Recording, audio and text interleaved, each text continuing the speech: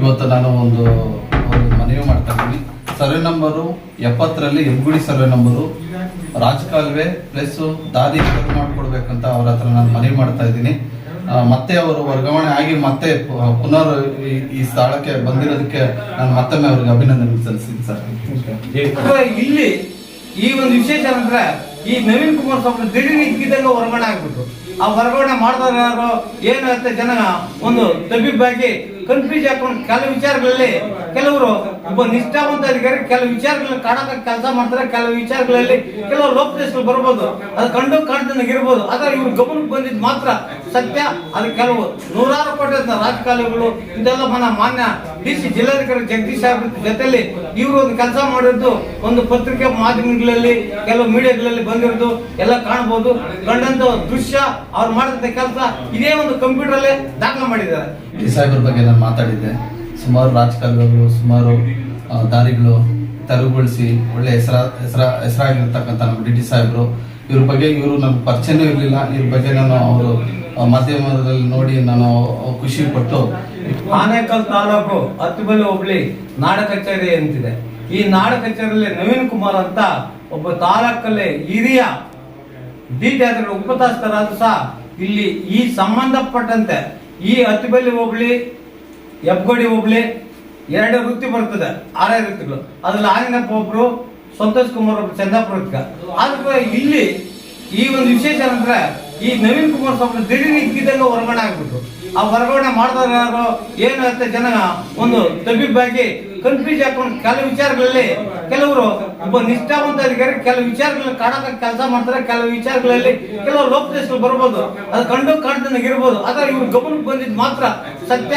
ಅದು ಕೆಲವು ನೂರಾರು ಕೋಟಿ ರಾಜಕಾಲುಗಳು ಇದೆಲ್ಲ ಮಾನ್ಯ DC ಜಿಲ್ಲಾಧಿಕಾರಿ ಜಗದೀಶ್ ಸಾಹೇಬ್ರ ಜೊತೆಲಿ ಇವರು ಒಂದು ಕೆಲಸ ಮಾಡಿದ್ದು ಒಂದು ಪತ್ರಿಕೆ ಮಾಧ್ಯಮಗಳಲ್ಲಿ ಕೆಲವು ಮೀಡಿಯಾಗಳಲ್ಲಿ ಬಂದಿರೋದು ಎಲ್ಲ ಕಾಣಬಹುದು.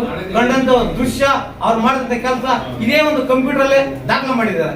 ಈ ಜೊತೆಗೆ ವಿಶೇಷ ಇವತ್ತು ಏನಂದ್ರೆ ಒಂದು ಇಕ್ಲೂರಲ್ಲಿ ಭಾಸ್ಕರ್ ಅಂತ ಒಬ್ಬ ಯುವಕರು ಆದಂತ ಒಂದು ಸಣ್ಣ ಒಂದು ರಸ್ತೆ ಮೂಲಭೂತವಾದ ನಮ್ಗೆ ಬೇಕಾಗಿರೋದು ರಸ್ತೆ, ನೀರು, ಚರಂಡಿ. ಇಂಥ ಸಂದರ್ಭದಲ್ಲಿ ನಮ್ಗೆ ಅಲ್ಲಿ ದಲಿತ ಮಹಿಳೆಯರು ಕೂಡ ಯಾರೋ ಒಂದು 10 ವರ್ಷದಿಂದ ಅವ್ರಕ ಅದು ಪುರಸಭೆ ವ್ಯಾಪ್ತಿಗೆ ಬಂದು ಚಂದಾಪುರ ಪುರಸಭೆ ವ್ಯಾಪ್ತಿಗೆ ಬಂದ್ರು ಕೂಡ ಅವ್ರಿಗೆ ಒಳ್ಳೆ ದಾರಿ ಮೂಲಭೂತ ವ್ಯವಸ್ಥೆ ಕಣ್ಣೀರಿಟ್ಟು ಸಂದರ್ಭದಲ್ಲಿ ಯಾವುದೇ ತಾಲೂಕು ದಂಡಾಧಿಕಾರಿಗಾಗಲಿ ಯಾರಾಗಲಿ ಅವ್ರ ಬಗ್ಗೆ ಕಿಂಚಿತ್ ಕಾಳಜಿ ವಹಿಸಿದ ಸಂದರ್ಭದಲ್ಲಿ ಈ ಒಂದು ಇಗ್ಲೂರು ಗ್ರಾಮದ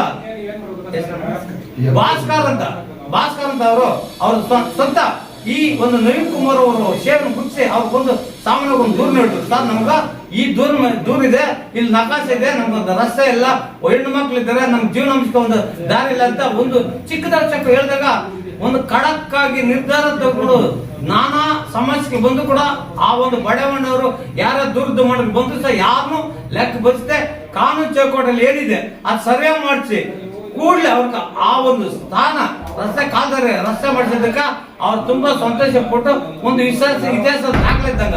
ಯಾಕಂದ್ರೆ ಈ ಸಣ್ಣ ಪುಟ್ಟ ಸಾವಿರಾರು ಹಳ್ಳಿಗಳಲ್ಲಿದೆ, ಆ ಕೆಲವು ಕಡೆ ಮಾಡ್ತಾರೆ ಬಿಡ್ತಾರೆ ಗೊತ್ತಿಲ್ಲ.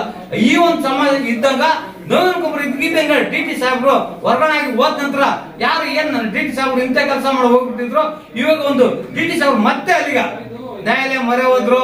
ಹೋಗಿ ಅವರು ನನ್ನ ಅವಧಿಯಲ್ಲಿ ಇನ್ನ ಅಲ್ಲಿ ಸೇವೆ ಮಾಡ್ತಾ ಇದೆ, ಈ ತಾಲೂಕಿನ ನಮ್ಗೆ ಋಣ ತೀರ್ಸೋದಿದೆ ಅನ್ನೋಕ್ಕೋಸ್ಕರ ನ್ಯಾಯಾಲಯ ಮೊರೆ ಹೋಗಿ ಇದೇ ಸ್ಥಾನಕ್ಕೆ DT ಉಪತಸ್ಥರಿಗೆ ಹತ್ತಿಬಲಿ ನಾಡ ಕಚೇರಿಗೆ ಬಂದಿದ್ರೆ. ಈ ಸಂದರ್ಭದಲ್ಲಿ ಆ ಯುವಕರಿಗೆ ಏನು ಈಗ್ಲೂ ರಸ್ತೆ ಬಿಡಿಸ್ಕೊಟ್ಟು ಕೆಲಸ ಸೇವೆ ಮಾಡಿದಂತ ಈ ಒಂದು ಬಳಗ ಏನಿತ್ತ ಅವರೆಲ್ಲ ಬಂದು ಇವತ್ತು ಸಂತೋಷದಿಂದ ಅವ್ರ ಚಿಕ್ಕದ ಸೊಕ್ಕ ಸನ್ಮಾನ ಮಾಡಿ ಒಂದು ಅಭಿನಂದನೆ ಸಲ್ಲಿಸಿದ್ರೆ. ಜೈ ಕರ್ನಾಟಕ.